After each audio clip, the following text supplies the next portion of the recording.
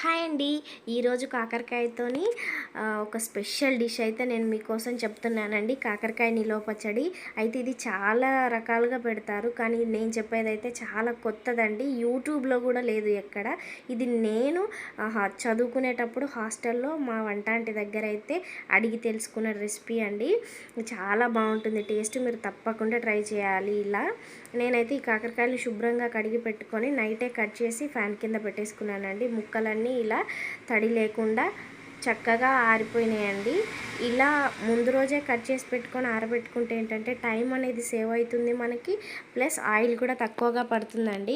మనం ఎంత అర్జెంటుగా చేసుకోవాలనుకున్నా కాకరకాయ డిషెస్ ఇలా ముందు రోజు కట్ చేసుకుంటే ఏంటంటే మనకు టైం అనేది సేవ్ అవుతుంది. నచ్చితే టిప్ అయితే యూస్ చేసుకోండి. నేను ఇక్కడ ఒక 200 గ్రామ్స్ అయితే ఆనియన్స్ తీసుకుంటున్నానండి. ఈ పావు కేజీ ముక్కలకు సరిపడా. మీకు కావాలి ఇంకా కొంచెం ఎక్కువ గ్రేవీగా కావాలనుకుంటే కొంచెం ఎక్కువ ఆనియన్స్ కూడా తీసుకోవచ్చు, దానికి ఏం ప్రాబ్లం లేదు. ఇక్కడ చింతపండు ఒక చిన్న నిమ్మకాయ సైజ్ అంతా అండి, ఒక 15 to 20 గ్రామ్స్ ఉంటుంది. ఇది సరిపోతుంది మనకి. ఆనియన్స్ని అయితే ఇలా ముక్కలుగా కట్ చేసుకొని నేనైతే మిక్సీలో వేసుకుంటున్నానండి. ఇప్పుడు ఆనియన్స్తో పాటు మనం ఈ చింతపండు ఏదైతే మనం క్లీన్ చేసి పెట్టుకున్నామో చింతపండు ప్లస్ టేస్ట్కి తగ్గట్టు అండి. ఆనియన్స్ కొంచెం తీయగా ఉంటాయి కాబట్టి కారం కొంచెం ఎక్కువనే పడుతుంది ఈ చట్నీకి. 6 స్పూన్లు అయితే నేను తీసుకుంటున్నానండి. ఇంకొంచెం కారంగా తినే వాళ్ళైతే ఇంకొక 2 స్పూన్లు యాడ్ చేసుకున్నా ఏం ప్రాబ్లం ఉండదు. టేస్ట్కి తగ్గట్టు సాల్ట్ ఇదైతే ఇలా మెత్తగా మిక్సీ పట్టుకొని పక్కకు పెట్టేసుకోవాలి. ఇప్పుడు దీనికి జీలకర్ర మెంతుల పొడి కోసం ఒక పావు స్పూను జీలకర్ర, అంతే పావు స్పూను మెంతులండి. మెంతులు మరీ ఎక్కువ వేసుకోవద్దు, చేదు వచ్చేస్తుంది. ఆవాలు పచ్చివే వేసుకుంటాను. ఈ చల్లారేలోపు ఇక్కడ ఫ్రై కోసం ఆయిల్ పెట్టుకున్నాను. ఆయిల్ అయితే చూసి యాడ్ చేసుకోండి, ఎందుకంటే ఈ ముక్కలు అనేవి ఇప్పుడు ఆయిల్ ఏం పీల్చుకోవు, ప్లస్ తొందరగానే ఫ్రై అయిపోతాయి కాబట్టి ఆయిల్ కొంచెం తక్కువగానే పడుతుంది మనకి. ఈ మనకు ఒక 2 మినిట్స్లోనే వేగిపోతాయండి, ఎక్కువ టైం కూడా పట్టదు. నార్మల్ కర్రీ చేసినంత సింపుల్గా అయిపోతుంది ప్రాసెస్ అంతా మనకి. ఇలా ముక్కలన్నీ నేనైతే ఫ్రై చేసి పెట్టుకుంటున్నానండి. ఇవి చల్లారిపోయినాయి. ఇక్కడ ఈ పచ్చి ఆవాలు తీసుకుంటున్నాను. ఇదైతే పౌడర్ చేసి పక్కకు పెట్టుకుంటున్నాను. ఈలోపు మనం పేస్ట్ అనేది ఫ్రై చేసుకోవడం కోసం నేనైతే కరివేపాకు, కొంచెం జీలకర్ర, వెండిమిర్చి అయితే తీసుకుంటున్నానండి. ఈ కరివేపాకులోని పచ్చిదనం అంతా పోయేలాగా ఒక 1 మినిట్ వరకు అయితే వేయించుకోవాలండి.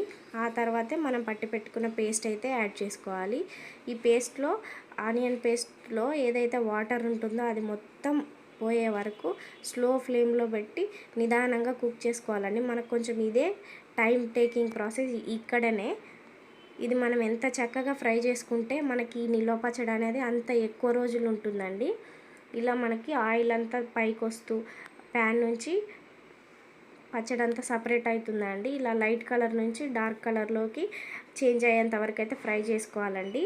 ఇలా వస్తే సరిపోతుంది.